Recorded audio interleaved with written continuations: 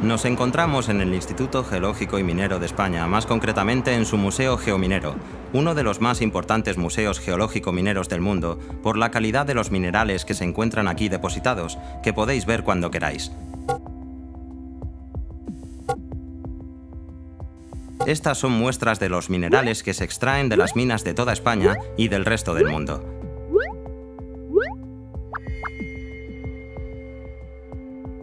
Todas estas piedras que estáis viendo forman parte de lo que llamamos recursos minerales, que definimos como aquellas sustancias inertes de origen orgánico o inorgánico útiles para la sociedad y que no son renovables, es decir, se agotan, mientras que los recursos naturales, como los árboles o la pesca, se regeneran. Los recursos minerales se clasifican generalmente en los siguientes tipos: minerales metálicos, hierro, cobre, aluminio, zinc, oro, plata; minerales no metálicos o industriales, yeso, sílice, fluorita; los recursos energéticos, carbón, petróleo, gas, uranio; productos de cantera, rocas ornamentales, áridos. ¿Sabéis una cosa? Aunque no lo sepamos, en nuestras casas y ciudades estamos rodeados de elementos que provienen de la explotación y transformación de los recursos minerales. Si os parece, vamos a dar una vuelta por la ciudad y así vamos viendo cosas que están fabricadas a partir de los recursos minerales.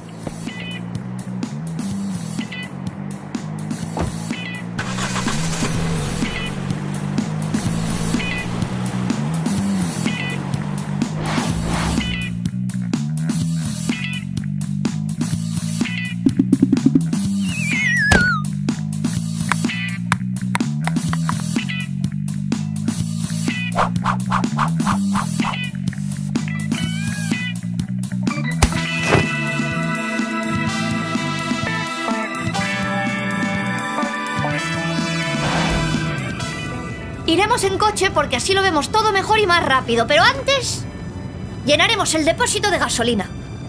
Por cierto, ¿sabíais que la gasolina proviene de un recurso energético llamado petróleo?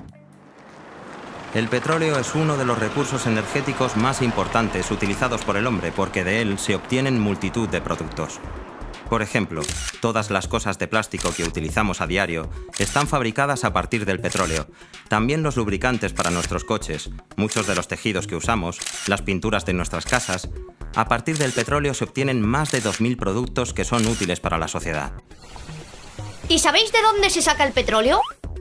Este recurso no se encuentra en cualquier sitio, sino que se extrae de las profundidades de la Tierra en aquellas zonas del mundo que presentan unas características geológicas especiales.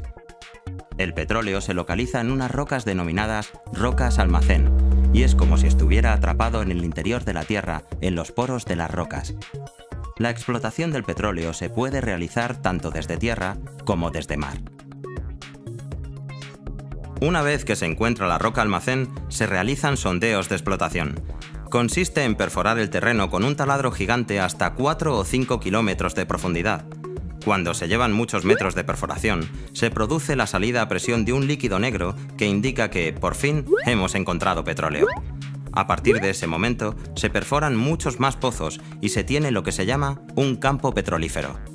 Hay veces en las que, aunque exista roca almacén, no hay petróleo porque no estaba sellada la estructura geológica y entonces el petróleo se escapa y migra. Y una vez que lo encuentran, ¿cómo se extrae? Una vez hechos los sondeos con las tuberías y bombas de extracción, el petróleo es bombeado hasta la superficie mediante estos caballitos que seguro que habéis visto antes en algunas películas. Una vez extraído, es transportado, ya sea a través de estas grandes tuberías, que pueden estar enterradas bajo el suelo, llamadas oleoductos, o por medio de enormes barcos llamados petroleros, que transportan el petróleo por todos los mares del mundo hasta las refinerías. ¿Qué son las refinerías? En las refinerías es donde el petróleo es transformado en los productos que consumimos. Aquí, la transformación se realiza por medio de procesos termoquímicos en los que se somete al crudo a altas presiones y temperaturas. De esa manera, se obtienen muchos productos denominados derivados del petróleo. Entre ellos están el gas, las gasolinas, los querosenos, los asfaltos, los plásticos y multitud de productos. Fijaos, por ejemplo, cómo serían las carreteras que usamos si no tuviéramos el petróleo. ¿Habéis visto la importancia de los productos derivados del petróleo? Hagamos un pequeño repaso a lo que hemos visto. Antes de nada, hay que localizar el yacimiento de petróleo, ya que no se encuentra en cualquier sitio. Después, se perfora el terreno con un enorme taladro hasta que se produce la salida a presión del petróleo, que será recogido con unos caballitos de extracción como este. El siguiente paso es transportar el petróleo mediante oleoductos o barcos petroleros hasta las refinerías, donde se somete el crudo a procesos termoquímicos, obteniendo así diversos tipos de productos, como pintura, gasolina, gas, aceite y muchos más.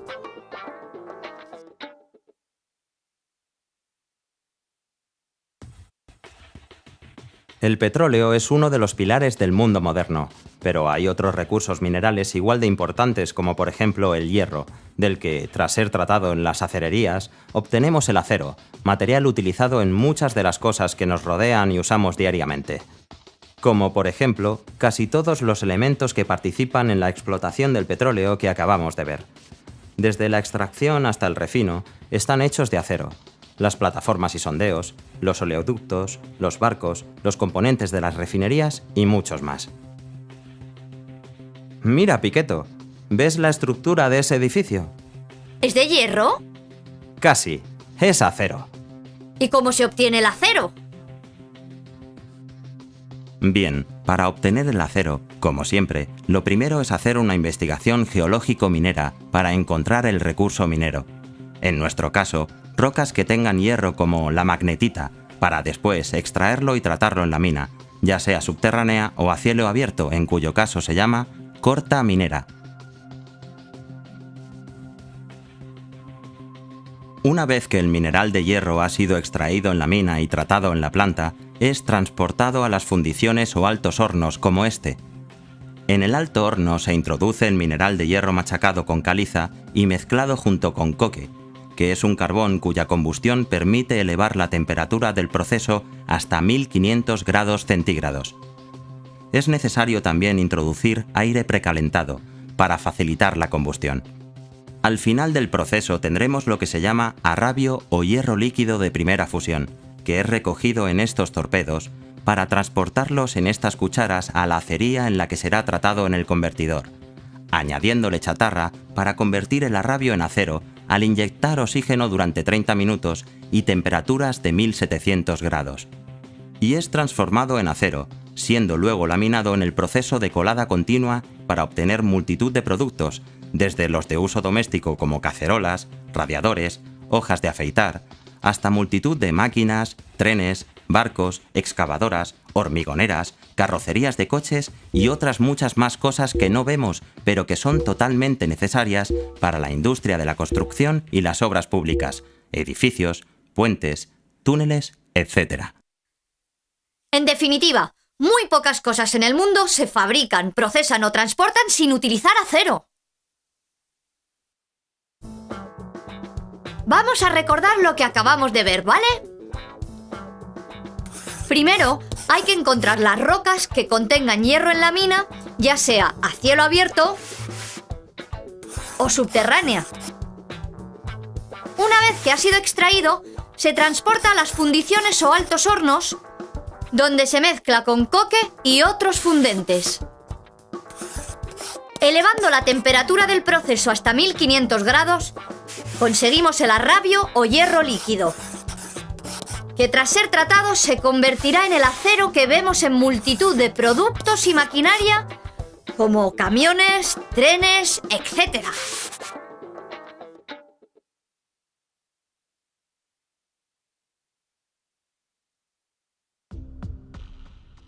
Hemos hablado de edificios y carreteras, pero no hemos visto un recurso esencial para la construcción de ellos, los áridos.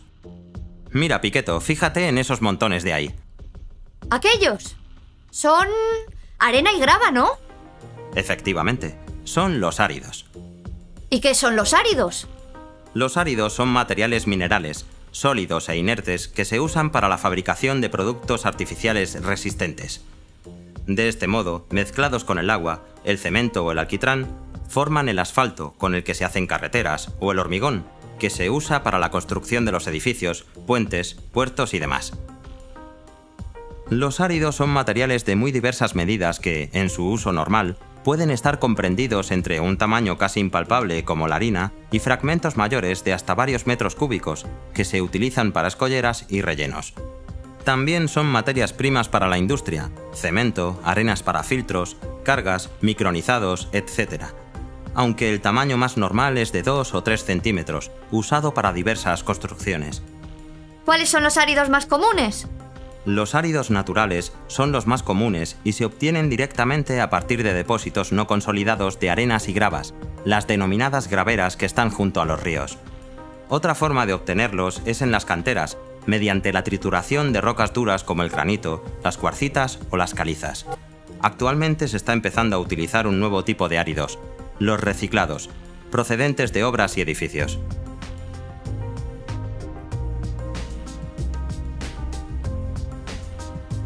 La obtención de estos materiales tan imprescindibles para la sociedad se produce, por tanto, como norma general, en explotaciones a cielo abierto, las canteras.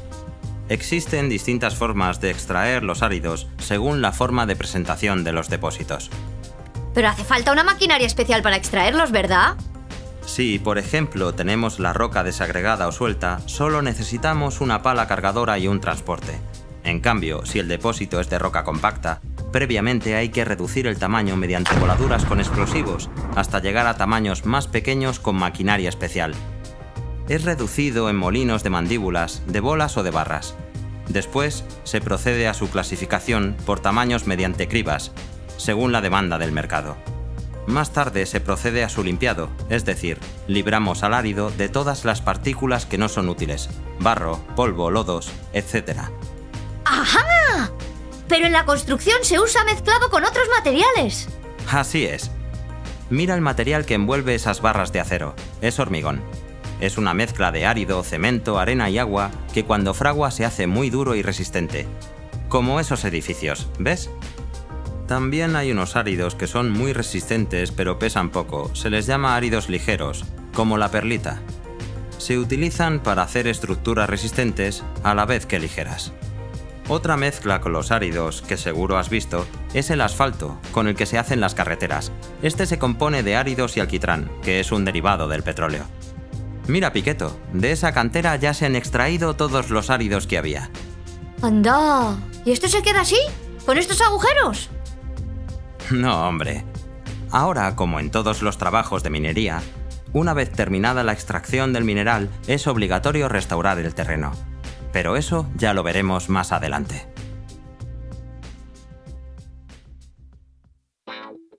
¿Seguro que os acordáis de todo lo que acabamos de ver?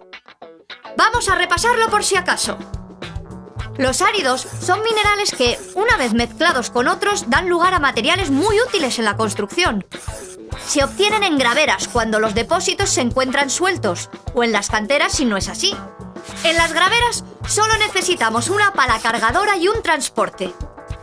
En las canteras, sin embargo, hay que reducir el tamaño mediante voladuras y maquinaria especial. Los áridos se utilizan extensivamente en la construcción de edificios, carreteras, puentes...